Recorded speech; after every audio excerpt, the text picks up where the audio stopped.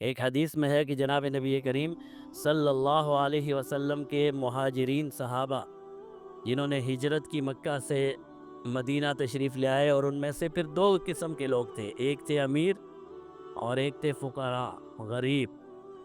فقراء مہاجرین میں سے وہ صحابہ جو غریب تھے، ان میں سے ایک جماعت جناب نبی کریم صلی اللہ علیہ وسلم کی خدمت میں آئی اور وہ آ کر عرض کرنے لگی کہ یا رسول اللہ، ہم تو پیچھے رہ گئے۔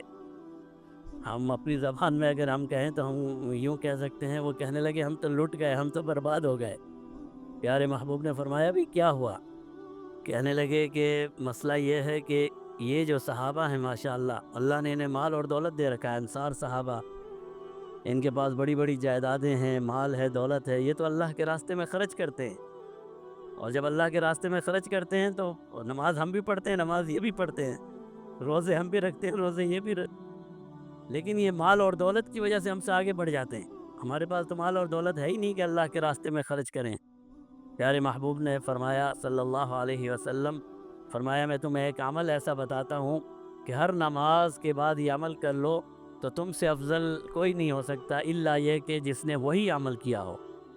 اور پھر فرمایا کہ 33 مرتبہ سبحان اللہ پڑھ لے، 33 مرتبہ الحمدللہ پڑھ لے ہر نماز کے بعد، اور 33 مرتبہ اللہ اکبر۔ یہ 3 کلمات اگر آپ نے نماز کے بعد پڑھ لیا، ہمیں بھی پڑھنے چاہیے، اللہ توفیق دے، تو فرمایا کہ تم سے افضل قیامت کے دن کوئی نہیں ہو سکتا الا یہ کہ وہ شخص جس نے یہی عمل کیا ہو۔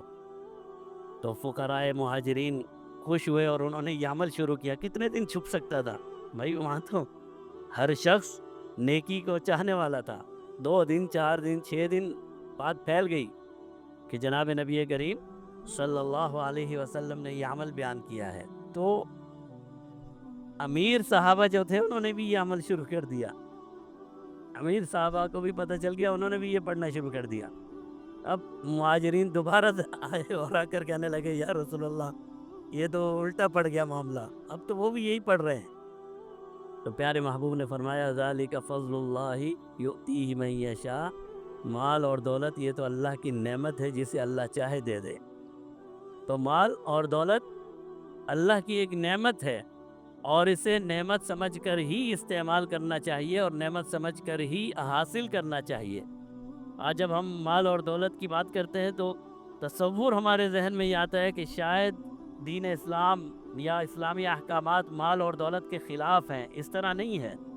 ہاں، یہ بات درست ہے کہ جناب نبی کریم صلی اللہ علیہ وسلم ذاتی طور پر مال اور دولت، تعیش کی زندگی کو، آسائش کی زندگی کو پسند نہیں فرماتے تھے، اور پیارے محبوب صلی اللہ علیہ وسلم نے اپنے لیے فقر کی زندگی کو پسند کیا ہے۔ یہ بات بھی درست ہے کہ جناب نبی کریم صلی اللہ علیہ وسلم کے صحابہ مال اور دولت کو ناپسند کرتے تھے، لیکن انہی صحابہ میں سے ایسے اشخاص بھی تھے جنہیں اللہ نے ہر طریقے سے نواز رکھا تھا۔ سیدنا صدیق اکبر ہیں، عثمان غنی ہیں، عبد الرحمن بن عوف ہیں، یہ بڑے بڑے جلیل القدر صحابی ہیں، اور اپنے زمانے کے سب سے مالدار انسان بھی تصور کیے جاتے تھے۔ تو جب ہم مال اور دولت کی بات کرتے ہیں تو شاید ایسا لگتا ہے کہ مال اور دولت اسلام میں ناپسند ہے، ایسی کوئی بات نہیں ہے، لیکن یہ ضرور ہے کہ مال اور دولت ایک ایسی نعمت ہے، جب انسان کے پاس یہ نعمت آ جائے اور اس کے اندر تقویٰ اور اس کے اندر اللہ کا خوف نہ ہو تو پھر اس کا استعمال غلط ہونے لگتا ہے۔